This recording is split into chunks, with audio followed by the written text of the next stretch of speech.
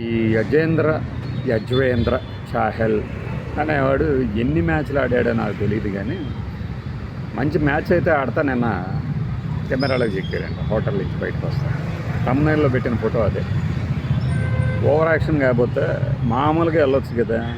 వీడు మొహానికి ఇలా అడ్డం పెట్టుకుని అలా అడ్డం పెట్టుకుని ఎలా అడ్డం పెట్టుకున్నా తీసేవాడు. నువ్వు చేయి తీసిందాక కెమెరా ఆన్ చేసి ఉంచుతాడు కదా. ఈ పక్కన ఈ హీరోయిన్ ఏమో ఏయ్ అన్నట్టు చూడటము.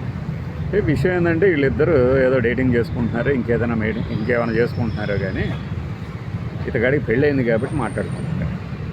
ఈ ధనశ్రీ వర్మకి విడాకులు మన కర్మ. కాకపోతే ఎంత పెద్ద సెలబ్రిటీ కాకపోయినా కూడా అవతల వాళ్ళలో, అంటే ముఖ్యంగా అమ్మాయిలు కనుక అందంగా ఉన్నారనుకోండి, మన న్యూస్ ఛానల్స్ కానీ ఇవి కానీ వదలరు కదా. ముఖ్యంగా యూట్యూబ్లో అయితే అదే పనిగా వేస్తూ ఉంటారు.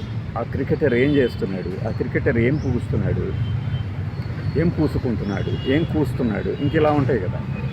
అలా అతను పెళ్ళై ఎన్నాళ్ళైంది, ఇతర వయసే తక్కువ, పెళ్ళయింది, ఆమెకు విడాకులు ఇస్తున్నాడు అంటున్నాడు. ఈలోపు ఈయన గారితో పై తక్కలాడుతూ కనపడ్డాడు. దాని విషయం ఏంటంటే అసలు నేను అనుకుంటుంది ఇవి కావాలనే ఈ లీక్ చేస్తూ ఉంటాడు. తద్వారా ఏంటంటే అమ్మాయికి చెప్పడం, నువ్వు విడాకులకి రెడీ అయిపోయాక నువ్వు ఇచ్చినా అయిపోయినా కూడా మేము ఇలా తిరుగుతున్నాం కాబట్టి నువ్వు ఇవ్వక తప్పని పరిస్థితి కల్పిస్తామని చెప్పడం. అతను ఎవరితో ఏం తిరుగుతాడు, ఏమైనా చేస్తాడు. బట్ ఏంటంటే కేసు ఒక పక్క విచారణలో ఉండగా ఇలా చేస్తే మాత్రం కోర్టులు ఊరుతుంది. నువ్వు అలా ఎందుకు చేసావు అని అడగవచ్చు. మధ్యలో ఈ తనిష్క కపూర్, ఆ హీరోయిన్, ఇతగాడే అంటున్న హీరోయిన్, 1-2 సినిమాలు చేసింది. ఇది అంటేనే ఏమో పలానా వాళ్ళతో గీటింగు అంటే ఆమె కెరీర్కి ఎంత దెబ్బ అనేది ఇప్పుడు అర్థం కాదు. తక్కువ స్థాయిలోనే సినిమాలు చేసి ఉండొచ్చు, కానీ కనీసం ఒక 10 సినిమాలన్నా చేయాలి కదా.